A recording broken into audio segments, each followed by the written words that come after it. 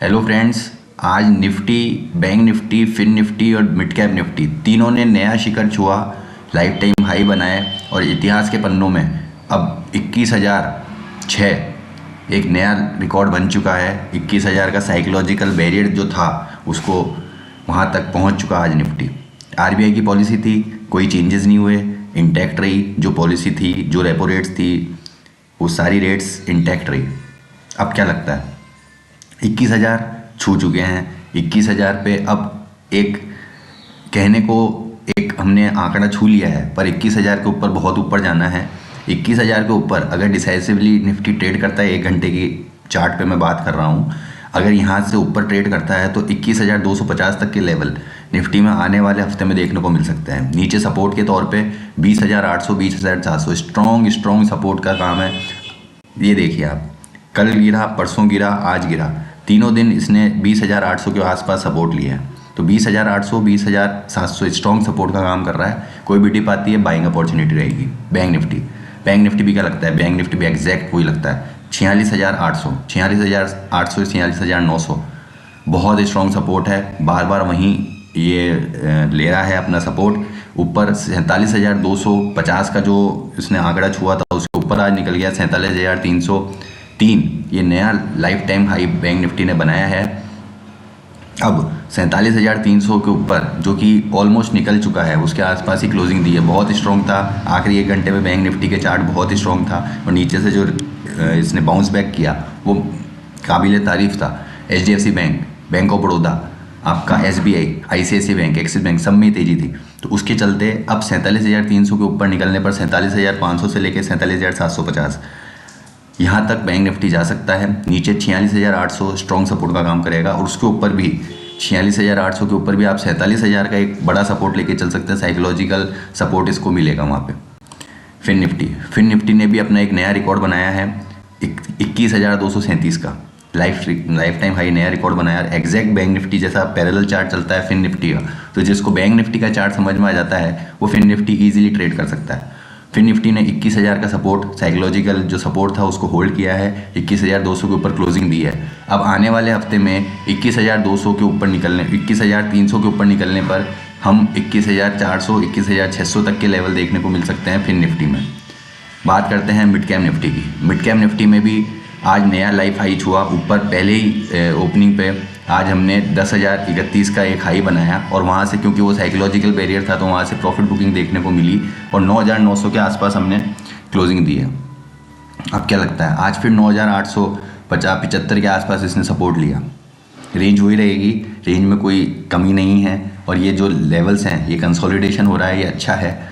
10,050 के ऊपर निकलने पर 10,125, 10,175 यहाँ तक मिड कैप निफ्टी जा सकता है। नीचे सपोर्ट के तौर पे 9,850, 9,900 ये सपोर्ट का काम करेगा निफ्टी मिड कैप के लिए आने वाले हफ्ते में। बात करते हैं उस शेयर की जिस पर हम डेली चर्चा करते हैं, आपसे रूबरू होते हैं, एनालिसिस करते हैं, HDFC बैंक का। HDFC बैंक ने ये कंसोलिडेशन फेज दिखाया और आज उसका ब्रेकआउट दिया।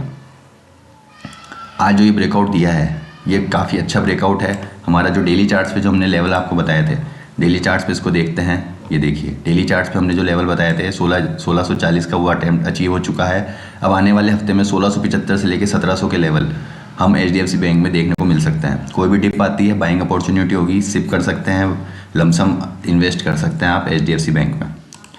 बात करते हैं क्रूड ऑयल की। क्रूड ऑयल में हमारा जो पोजिशनल टारगेट था उसके काफ़ी नज़दीक आ गए हम। 5,750 का, 5,550 का हमने आपको एक टारगेट दिया था पोजिशनल बेसिस पे और हम इस लेवल से 7,100 के लेवल से हम कंटिन्यू आपको सेलिंग ऑप्शन दे रहे हैं। एक बाउंस मिला था, हमने फिर सेलिंग का ऑप्शन दिया था। अभी भी 6,000 के लेवल एक साइकोलॉजिकल बैरियर का काम करेगा। 6,000 के लेवल के आसपास आपको सेल करना है। बाउंस बैक के लिए आप प्ले कर सकते हैं। स्टॉप लॉस होगा आपका 5,750 का। जिनको बाउंस प्ले करना है 5,750 के साथ क्रूड ऑयल को बाय कर सकते हैं, और जिन्हें पोजिशनली सेल में रहना है और जिनको सेल करना अच्छा लगता है, जिनको पुट ऑप्शन बाय करना अच्छा लगता है, वो वेट करें 6,000 के। 6,000 का एक बार लेवल आ जाता है, वहाँ पे हम एनालिसिस करेंगे। अगर 1 घंटे की कैंडल पर अगर वहाँ सस्टेन होता है तो ठीक है, तो हम इसको कह सकते हैं कि वापस रिवाइव मोड में जा रहा है 6,400, 6,600 के लेवल्स के लिए। पर अगर वहाँ नहीं जाता है तो 6,000 से स्टॉप लॉस 6,200 का वापस सेल बनेगा 5,550 के लेवल्स के लिए। तो क्रूड ऑयल में हमको नज़र रखनी है। बाउंस के लिए आप प्ले कर सकते हैं। ऐसे ही नेचुरल गैस में आप बाउंस के लिए प्ले कर सकते हैं 222, 225, इन 2 टारगेट्स के लिए आप बाउंस के लिए प्ले कर सकते हैं, खरीदारी कर सकते हैं। पर आपका स्ट्रिक्ट स्टॉप लॉस होगा 212 रुपये का। 212 के स्टॉप लॉस के साथ, जो इस कैंडल का शायद लो है 214 रुपये, राइट। 214 के स्टॉप लॉस के साथ आप नेचुरल गैस में बाय कर सकते हैं। बहुत छोटा टारगेट रहेगा 222, 225। जिनको सेल करना है वो वेट करें। 230, 225 इन लेवल्स के आसपास आता है तो आपको सेल करना है। 232 रुपये का स्टॉप लॉस लगेगा। पहला टारगेट आपका बनेगा 215 रुपये का, दूसरा बनेगा 200 रुपये का। 200 रुपये के टारगेट के काफ़ी पास नज़दीक आ चुका है। आज का लो था 207 रुपये। तो हमारा टारगेट नेचुरल गैस में इंटैक्ट आ रहा है। नेचुरल गैस में टारगेट बहुत जल्दी हमें देखने को मिल सकते हैं। तो ये कुछ व्यू था मेरा इंडेक्स पे, कमोडिटीज़ पे, स्टॉक ऑप्शन पे।